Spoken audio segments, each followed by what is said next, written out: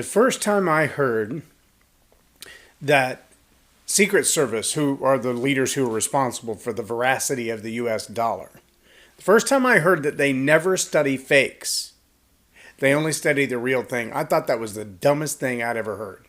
Why would you not want to know the little tricks and subtle opportunities or even the crafty ways that the bad guys, the criminals, tried to slip one by you? Why would you not study that? Why would you want to not get to know your enemy? That didn't make any sense to me at all. And that's what I want to talk about today on Leading Leaders.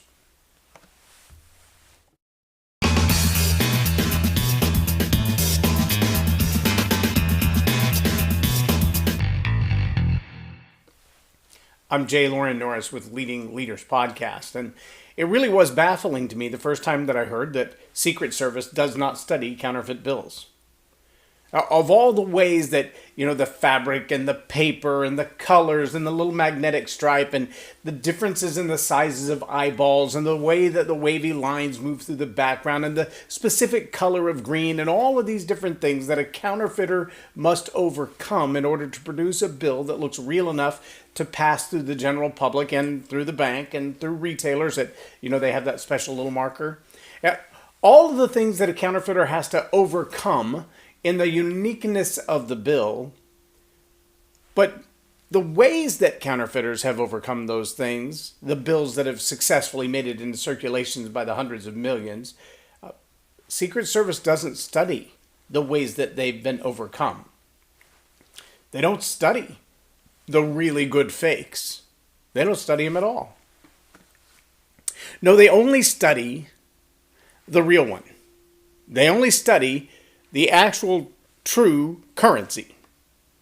$1 bills, $5 bills, $100 bills, $1,000 bills, whatever I don't even know what the biggest bill is in America right now. I do know if inflation keeps growing, we'll have $1 million bills flying around in wheelbarrows to pay for a loaf of bread. But I digress to Venezuela.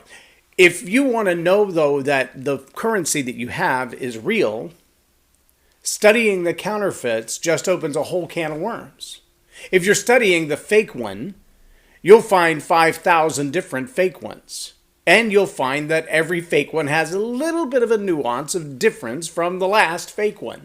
You could put 1,000 fake dollar bills next to each other and spend years trying to figure out what are all the differences between them and how did they get caught? What was it about this bill that presented itself as not legitimate? And I'm afraid in the world of leadership, we have a very similar problem. We have a lot of people who claim to be leaders who, they don't have any evidence that they are good leaders. Maybe they have the name, maybe they have the title, maybe they have the accolades, maybe they even have published books.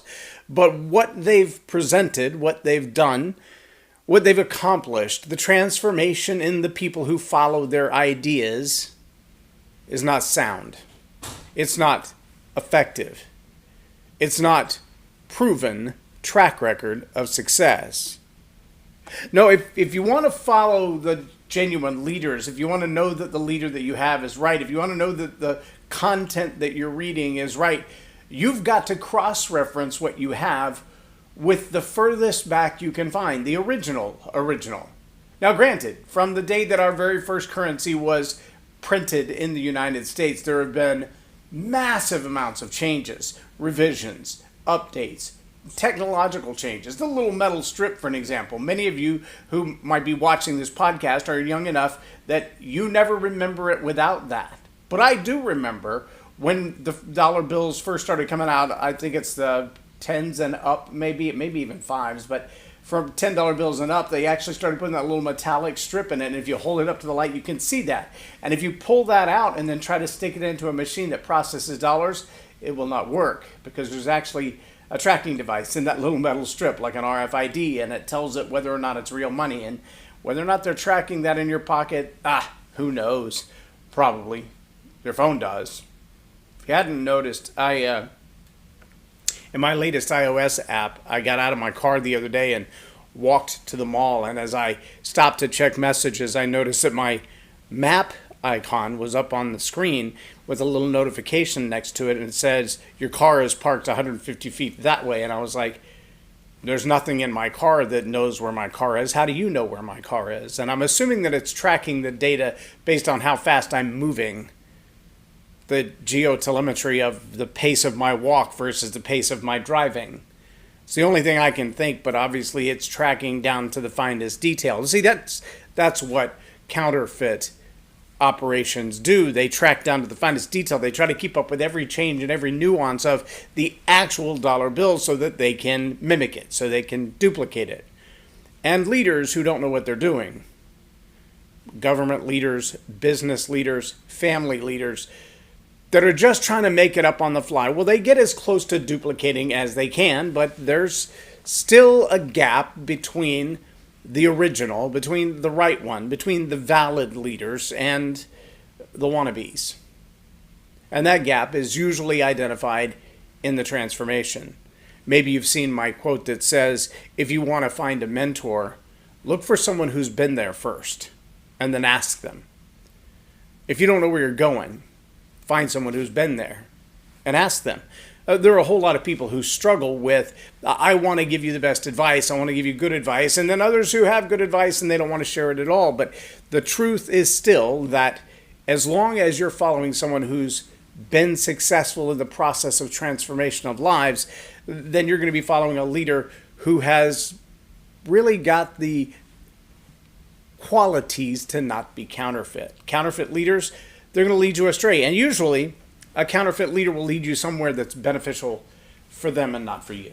Oh, it may get you a job raise. It may get you a new opportunity. It may create for you the bells and whistles of success. I call that the sizzle without the steak. If you can look and behave and have all the brouhaha of being world famous and still be a despicable human being, well, maybe somebody has made you popular or made you famous or made you a celebrity, made you a star, and yet that star goes out as soon as it's unplugged because it's really being propped up by something else that's not genuine. The genuine article, the real deal of leadership. Oh, it shows up in parenting. It shows up in the parking lot. It shows up when there's absolutely nothing to be gained by doing the right thing. When there's absolutely nothing to be gained financially, reputationally, power, influence, none of those things will actually be ticked up at all. No one will notice and no one will care. But a genuine leader will still do the right thing.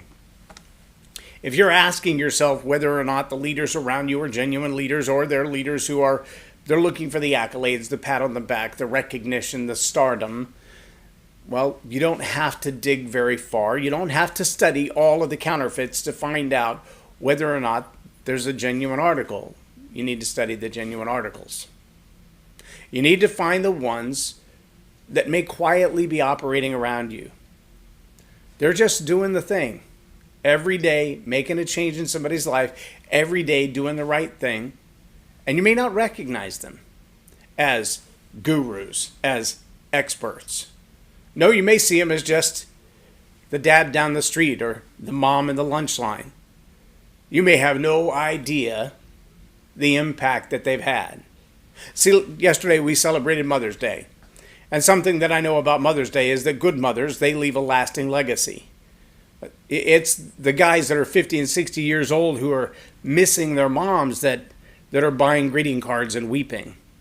Usually for their mom, if she's still around, or for their wife who's raised their children, because they realize that as hard as a mom fights, a mom is a leader. As hard as a mom goes to the mat for her kids, as often as she's sacrificing sometimes her own sanity, it would seem, her own physical well-being, for sure, she's doing it because she knows she's leaving a lasting legacy in the next generation. The quality of people that you will spend your life around will be often determined by mom and, of course, by dad. And if dad's not around, then mom's got double the duty. If dad's not around at all, then mom's got a whole lot of work to do.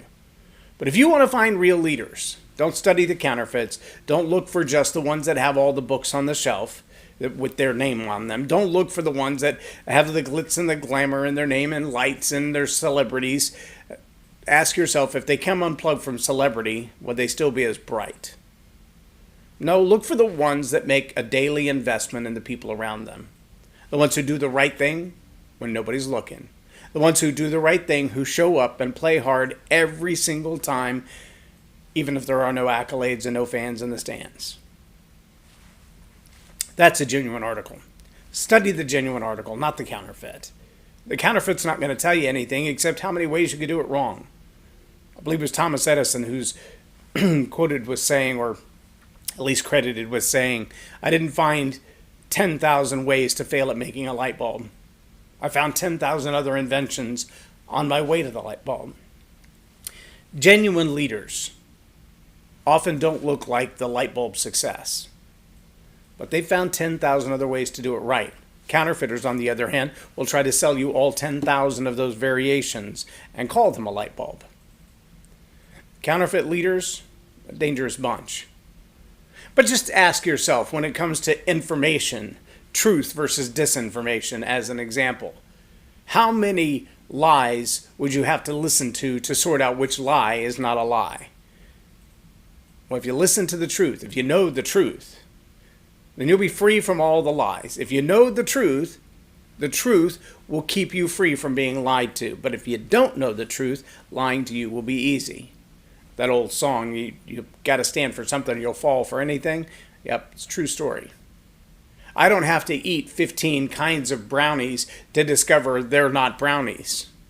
If I've eaten real brownies, it only takes one taste of a fake one to know the difference. I've eaten a lot of good brownies. I don't eat bad brownies. It only takes one taste for me to know that's crap and I'm not eating it. Don't study the counterfeits. Don't study the disinformation, the misinformation, malinformation, whatever you want to call it.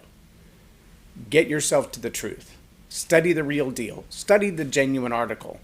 And not only will your leadership be better, you'll be better as a person. And the legacy you leave behind, while it may not be your name in lights, it will be a legacy worth leaving behind. I'm J Loren Norris with Leading Leaders Podcast for Tell It Like It Is TV. Have a blessed day.